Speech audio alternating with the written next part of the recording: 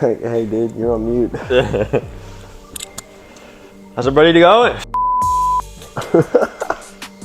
Every time. Whitney said you can't say that anymore. Hey, how's it going? Welcome to our next episode. Today we're answering questions that you guys sent in to us. So the two questions are, I'm going to read them from the board behind us here. Yeah, so it says how to find or structure your first few acquisitions. And that's talking about money. So how to find the money and structure it for your first acquisition. So that's a good question. And then the second one is, how much money do I need to start? So those two questions are very similar, and I'll kind of lump those into one. So gotcha. They are kind of similar. So Tyler, I know we're working on your first kind of investment property. So I'll kind of take the lead on this one, and then you can kind of ask a couple questions here and there, and we'll see what we got. Yeah, cool. I can definitely answer some on the second question. I believe we answered that a little bit in the previous episode on how much money you need to start. But I'll let you start, and then I'll chime in. So how to find money and use it for your first deal. So a lot of people, the method they use is they go to their lender that they used for their first home. Right? Most people start with their first home, and then they've bought that, and then they want to start investing. That's typical structure. But so what they do is they'll go to their lender and say, hey, I want to get another property. It's going to be an investment property. And the lender looks at their all of their debt to income and qualifies them, and they say, okay, great, you're going to need 20% down. And that's the first hurdle. Most people see, oh, well, I need 20% down for another property, or my income doesn't support another property. I can't qualify for the loan, and they stop. That's the end of their journey. Or at least until they find out some more of these more information. So and that's the route I actually went. I went that route. Is I got another loan and did that, and I just had to save up money. But it's not what you have to do. I don't know. I got the giggles, bro. I just looked at us matching right here, and we both crossed the arms at the same time. So I just felt uncomfortable. I had to giggle. Well, I'm gonna blame the wife on this. She knows orange is my favorite color. I didn't mean to cut you off. It's good though. It's good. Well, hey, it's Friday, so what, 75 degrees today. Yeah, it feels great. It feels great. So everybody up north, sorry, but today's beautiful down here, down south. So there's a couple misconceptions in the investment world on how much money you actually need, at least from the first-time investor standpoint. They will look at that conventional financing, that roadblock of 20%. Which is a big roadblock. If you're looking at a $300,000 house, that's Is that something? That's not something we normally do, I guess, so to speak, the conventional way with how we do business. We're not kind of go most of the time and having to put 20% down or 30% down. So exactly, yeah. So for wholesaling, we did a meetup, actually a mastermind last night about wholesaling, and we talked for about a few hours on that.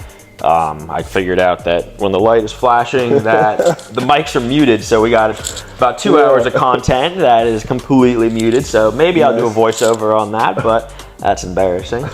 I'll blame that on the tech person. We haven't hired one yet. I don't even know. What were we talking about? We're supposed to talk about how we structure your first acquisitions and how much money it needs to start. You're talking about the 20 to 30% being the conventional way to start, and when most people think that's how much money you have to have to buy your first home or to lock up your first property, which in most cases for what we do is not the case. There's a lot of other ways you can get into a property without having to sort of use your own money or spend 20%. Yeah, so what I'll talk on is a couple strategies So here's the first hurdle. So we talked about the hurdles. Hey, we need 20% down. That's a hurdle. Another hurdle is, hey, maybe you've done a couple deals under that conventional financing, 20% down. You're just saving 20% up. You have a great W-2 job. Maybe you have some money laying around from retirement.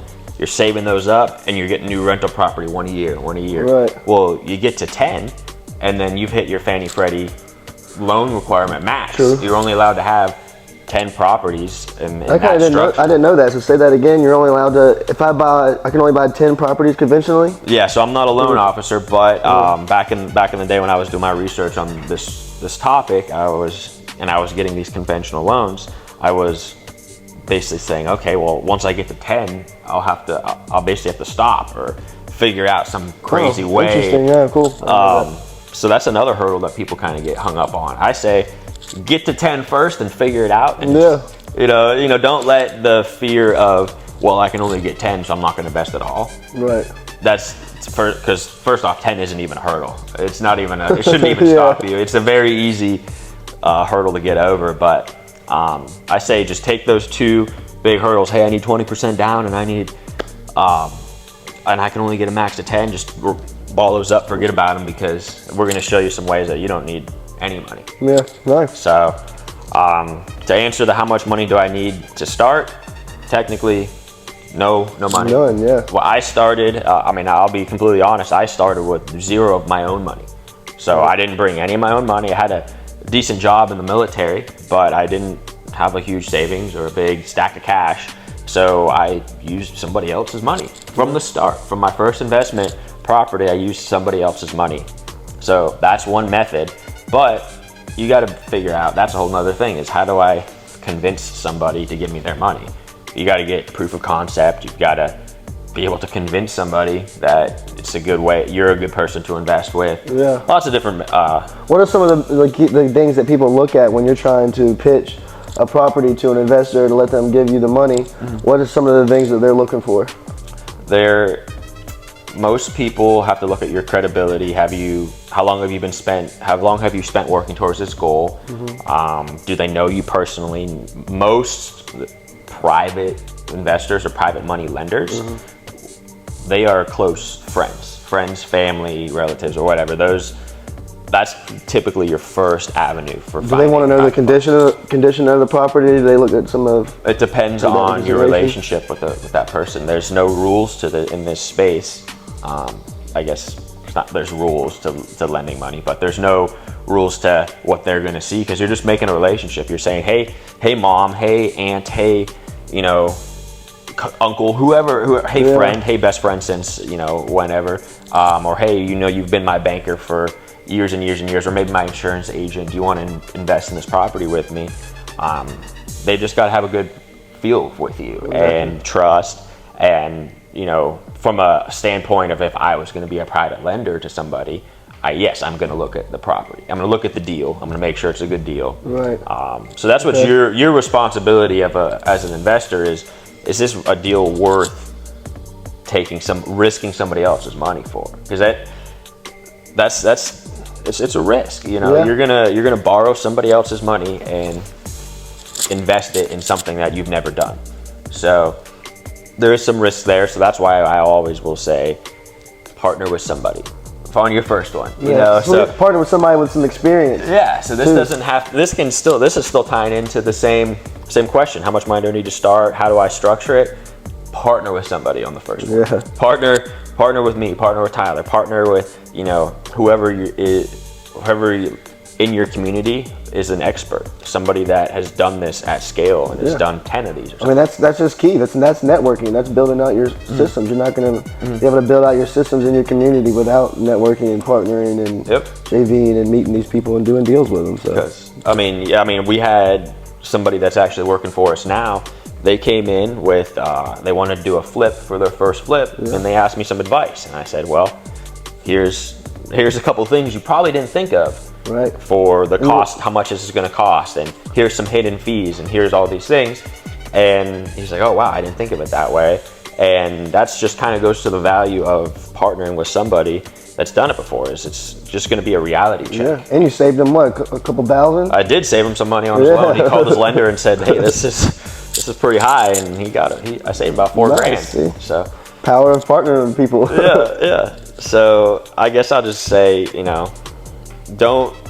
I built the ship all by myself in a sense. I had some mentors that I asked questions to, but I did go out and kind of do it by myself. I would recommend not doing it that way.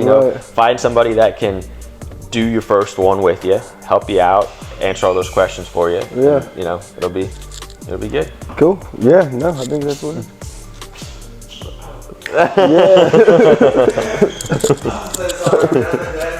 No, you did. You definitely did. Come on in. Yeah, come on in. Well, all right. So I guess we'll just keep rolling here. Yep, roll like that didn't happen. So, what were we talking about? What did we leave off on? Left off on. So yeah, partnering is going to be one of those methods of structuring your first deal. Right. Another way is to find different financing. So there's something called hard money, which I've touched on before. Yeah. But hard money is, they can lend 90%, 95% of the purchase price. And a lot of hard money lenders will actually lend on the repair cost as well. Okay, cool. So if you have to get a total of that repair cost up front to them. Mm-hmm. So you have to like walk your contractor, get an inspection to get that price. You can't just be like, oh, I think it's going to be $30,000. You have to get like a professional in there, somebody that's a licensed contractor to walk the property. I wouldn't say necessarily. It depends on the hard money as far as do they need to show their license. Relationship again too. Yeah, I have a good relationship with my hard money lender, and they're the local in the area. So I was able to say, hey, here's my quote from my contractor. They didn't really ask much after that. It was a Excel spreadsheet or just a quote from the contractor that said, here's all the line items, here's what the rough cost is going to be, and they used that. They said, okay, great, we agree that, and they looked at some pictures of the property, because the way my hard money lender underwrites deals is based on the deal. It's not based on my credit or my personal financial history. It's just the deal. So they looked at the deal, they looked at the repair cost, the after repair value, the purchase price, and they kind of lumped that all in. And they lent 90% of the purchase price and 100% of the rehab. Okay. So if you're buying a property at about $200,000, that means you need $20,000 down for the down payment. Plus you're going to have some points and some holding costs, but they will fund the rest of the repairs too. Right. So to be safe, I'd probably have a lot. I'd probably have 40, 50,000, but if you're looking at, hey, just cutting it, nothing goes wrong, you're gonna have $20,000 down payment, you're gonna have a couple points. Yeah. Can you explain what a point is? Yeah, so a point, real simple math, when these hard money lenders or even your normal bank, when you're closing your house, a lot of them will allow you to buy down your loan via points, or some of them just charge fees. They just charge 1 point fee or whatnot. So a point is just 1% of the loan. Gotcha. So if you have a $100,000 loan and you're getting charged 2 points, that's $2,000. Right. So you got to put that into consideration as, hey, I'm going to have to pay 1 to 4 points for this hard money loan in fees and all of this stuff. So you have your 20% down payment plus all your points. So that's another $5,000, and then closing costs, and then holding fees. So a lot of the lenders will do interest only for the first year or whatnot. So then you got to calculate your holding. How much is your mortgage going to be every month? How much is the electricity and the water bill in this property you're rehabbing going to be every month? Yeah. And wrap those all into one. Find out how much money you need to get this from purchase to sale or refinance, whatever it may be. Right. So I think that's key, is really looking at, not just, hey, I need 20% down payment, or I need a 10% down payment, or a 5%. I also need closing costs, all these other fees and stuff. So it's always good to have some buffer. Definitely have some buffer. Just give you some security in a way. So you don't risk it all, put all your eggs into one basket, so to speak, I guess. Yeah, so if you're comparing hard money to conventional, hard money is 10% down, 5% down if you have some history with them. And then they'll fund the rehab, which is huge. And then you look at a normal conventional loan, you're going to be 20% down, and then most of them, unless they do a fix and flip product, most of them won't fund the rehab for you. So now you're out of pocket the entire rehab price. So you have 20% down plus another 50 to 80,000 in rehab. So that's how much cash you need to start. That's if you do it all yourself. Yeah. So that's why it's key to start looking into other methods of purchasing properties and bringing money or bringing in partners. Yeah. So gotcha. Makes sense. And this is just the tip. There's just the tip of the iceberg on that, because there's also VA loan fix and flip programs. There's tons of other loan products. Like a whole podcast just based off that one question and go into several different routes, like a branch off and go different ways, because there's like you said, there's so many different ways that you can structure it. So to sum it all up, the way I would get started is if you can find a good deal. If you can find a good deal, bring it to somebody with experience.